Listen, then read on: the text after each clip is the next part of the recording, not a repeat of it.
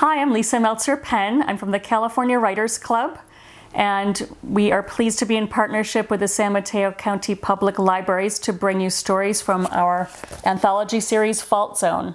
I'll be reading you a story from Fault Zone Uplift today. The Prisoner. Wedged into the side yard of Uncle Bill's driveway is a sloping granite boulder, the breadth of a fat pony. I get out of the car and press my palm to the surface of the boulder like I'm greeting an old friend. Pocked and pebbly, the granite still warm from the afternoon sun.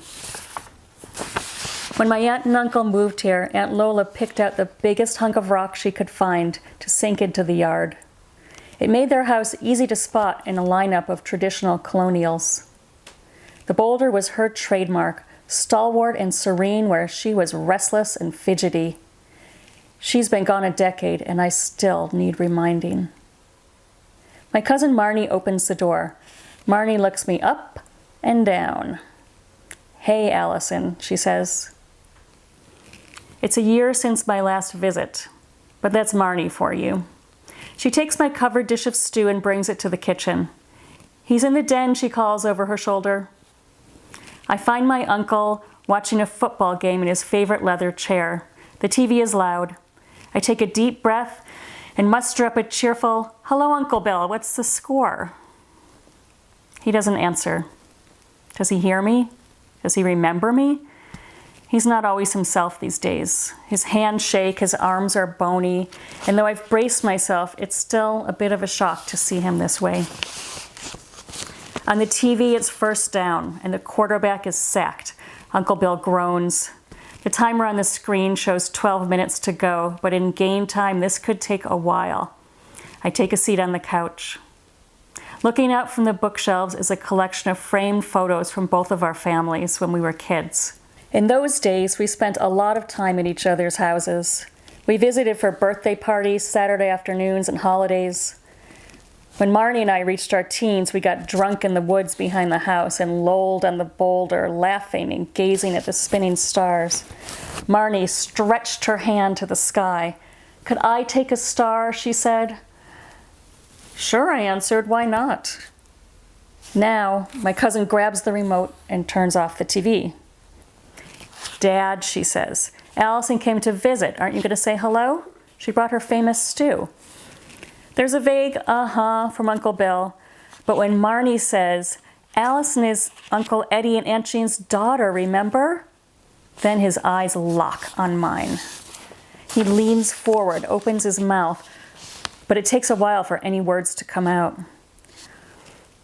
"Have you heard anything from the outside?" he whispers. "Anything at all?" He glances at Marnie, then back at me. "I'm being held prisoner. She won't let me go." He collapses back in the chair, still watching me like a hawk. A weighted belt is draped over his lap, and I wonder for just a second if what he says is true. Marnie rolls her eyes. "Dad, you're not being held prisoner. We were just at the doctor's this morning." He waves her off and turns to me again. "Tell your father," he pleads. "Tell him to get me out of here. Will you do that?" Something on the carpet catches my eye just then. A transparent orange-tinted globe rolls into the den and around my uncle's foot, powered by a fluffy, furiously scrabbling rodent. The animal rolls a path to the middle of the room, glares at me through the air holes, and then rolls out again. I burst into laughter. "What is that thing?" "An exercise ball," says Marnie. "But what's in it?" "A chinchilla?" "When did you get a chinchilla?" Marnie smiles for the first time since I've been here. "A few months ago.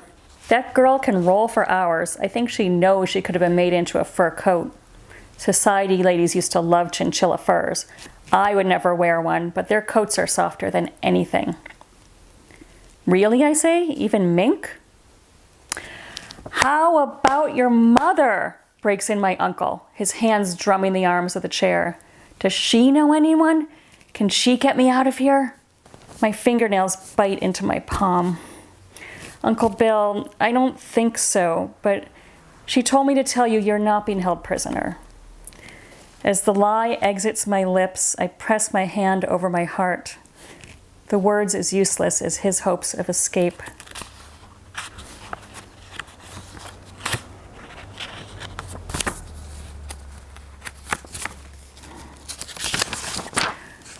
What would Aunt Lola have said if she were here?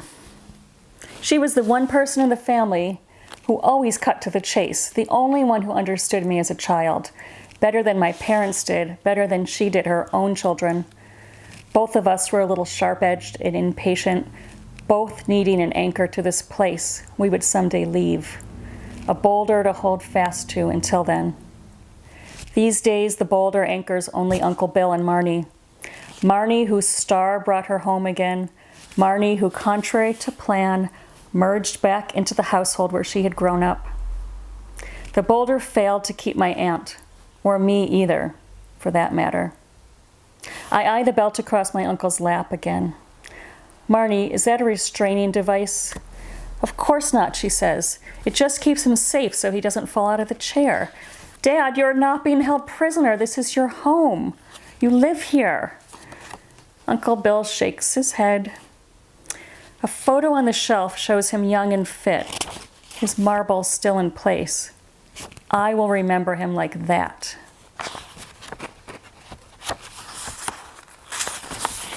He glances down at the chinchilla rolling by. The ball bumps his foot again and then adjusts direction and maneuvering around it. Marnie grabs the ball. She unlatches a miniature gangplank that swings to the floor like in Close Encounters of the Third Kind. The chinchilla emerges wrapped in her fist. Here, Marnie says, and drops the creature into my hands. She likes to be petted. How do you know it's a she? Marnie shrugs and heads to the kitchen. My fingers sink into the chinchilla's silvery coat. The creature is ridiculously light and fluffy. Its ears are floppy and smooth, its belly pure white, and as promised, the fur is more luxurious than mink, rabbit, alpaca, cashmere, silk, or anything I've ever touched. In an instant, I understand why ladies wanted them next to their skin, why they coveted them by the hundreds. With their fur, I would line my underwear and gloves and pajamas. I'd sleep under them at night. I squeeze a little too hard and feel the tom-tom of the chinchilla's tiny heart beating in my fingers. Marnie returns with a bowl of stew for her father and tucks a napkin around his neck. Then she stuffs the chinchilla back in the ball and snaps the little gangway shut. The chinchilla takes a tentative step, then starts up its circuitous journey again. The stew seems to calm my uncle, and he no longer talks of escape. Maybe he was just hungry. It's time for me to go, and I stand up from the couch. Uncle Bill looks at me from his TV tray, a spoon halfway to his mouth. Come back and see me again, he says, as if everything is fine now. I will, Uncle Bill. I give my cousin a hug. Let me know how things are going. Marnie stiffens. Sure, she says, or you could call once in a while. How would I manage in her place, I wonder? Uncle Bill turns the game back on. 3 minutes left. I'm about to walk out the front door when the industrious chinchilla rolls toward me in its orange-tinted ball. Outside, it's orange dusk, that infinitesimal pause between day and night, when a daring escape seems almost possible. The creature could make a break for it, bump down the front steps in its ball, roll past Aunt Lola's boulder and away down the road. The driveway and the road go downhill from here. It would be easy. But the chinchilla has no interest in deviating from its prescribed path. It continues rolling through the dining room and the living room before circling back to the den for a touchdown at my uncle's foot.